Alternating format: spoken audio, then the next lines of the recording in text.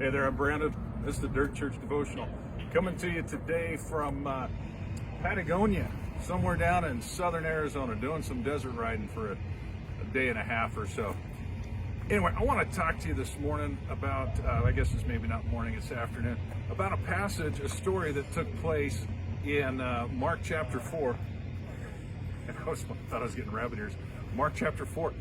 And Jesus turns to his disciples and he says, hey, let's cross to the other side of the lake. So they jump into a boat and they get going.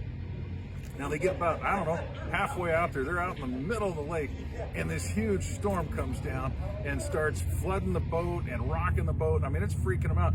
And it's got to be bad because there are like at least 4 professional fishermen make their living off this lake and they are scared half to death. Now let me give you one point here. Number one, a lot of times when people start following Jesus, they think, I follow Jesus, it's going to be smooth sailing. Can I tell you, just the opposite might be true. It might be really rough sailing because you're following Jesus. He had a target on his back, you've got one on yours. Yeah, let's move on. The disciples freak out. They go and they wake Jesus up because he had fallen asleep in the bow of the boat, or the stern. Anyway, he had fallen asleep in the boat. They woke him up and said, hey, don't you care? We're going to drown. Ah. He got up. It says he rebuked the wind and the waves, told them to calm down, be quiet, and everything went still. I mean, just instantly still. And it freaked the disciples out. And then he turns to them and he says, why are you so afraid? Where's your faith? Now, here's another point. Jesus rebuked the storm.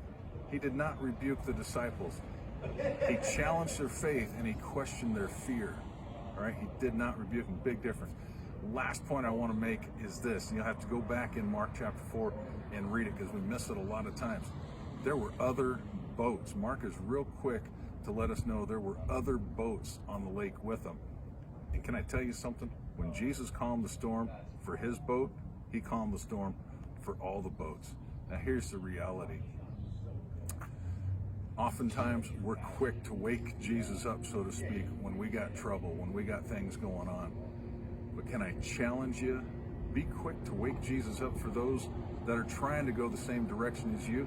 They're just not in the same boat with Jesus yet. They're trying to get where he is. They're trying to get where you are, but they're in a storm.